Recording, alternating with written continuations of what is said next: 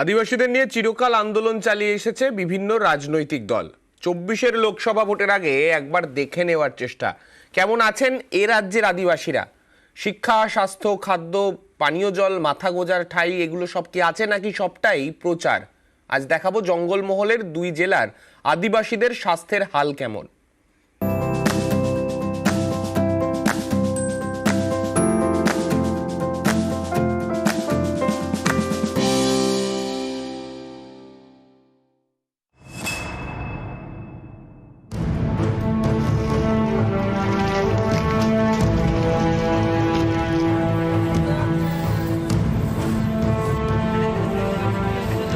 জঙ্গলমহল নামটা শুনলেই অনেকের মাথায় আসে মাওবাদী আন্দোলন।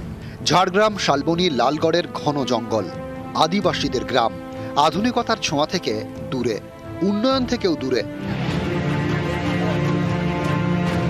বড় কোনো অসুখ করলে রোগীকে নিয়ে একসময় ছুটতে হতো মেদিনীপুর কিংবা কলকাতা।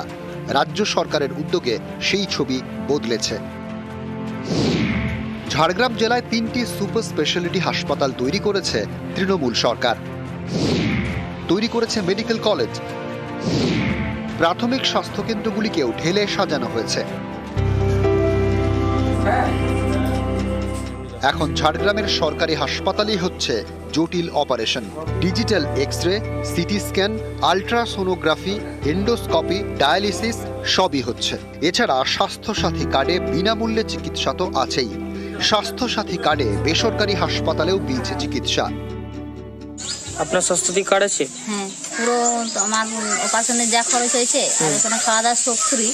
জাস্ট অপারেশন হওয়ার পরে যা ওষুধ কেনা হয়েছে আর যে অল্প সংখ্যক মানুষ গুরুতর অসুস্থ হন তাদের চিকিৎসা ঝাড়গ্রাম হসপিটালেই হয়ে যায়। আমরা সবাইকে স্বাস্থ্যসাথী কার্ড করতে বলি, কাজে লাগবে। জঙ্গল এলাকায় বসবাস, প্রত্যন্ত গ্রাম, আয়ও কম। স্থানীয়দের দাবি, চিকিৎসা করাতে অনেক আদিবাসীকেই একসময় জমি বিক্রি করতে হয়েছে। স্বাস্থ্যসাথী কার্ডের সৌজন্যে সেই ছবি বদলেছে।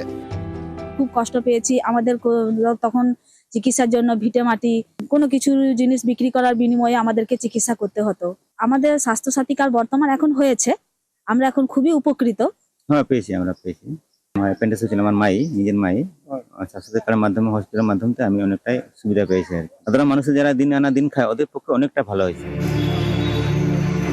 ঝাড়গ্রামের পাশেই ঝাড়খণ্ড, আদিবাসী প্রধান প্রতিবেশী রাজ্য।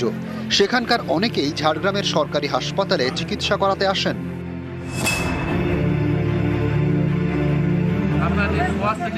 পশ্চিম মেদিনীপুরের শালবনী, এটাও আদিবাসী প্রধান এলাকা।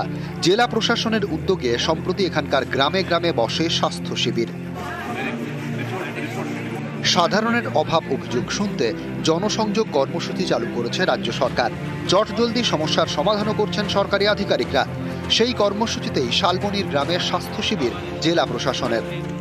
আমাদের মেডিকেল ক্যাম্প চলছে, সেখানে ডক্টরস আছে, তার সঙ্গে সঙ্গে ওখানে আমাদের টিম থাকবে। যারা যদি ডকুমেন্টস নিয়ে কিছু ইস্যু আছে, ট্রাইবাল এরিয়াজ আছে, সেখানে পার্সোনালি ভিজিট করতে হবে, মানুষের কথা শুনতে হবে, যত পসিবল আছে সেটা ইমিডিয়েটলি সমাধান করতে হবে। রাজু সিং এবং শোভন দাস, নিউজ 18 বাংলা।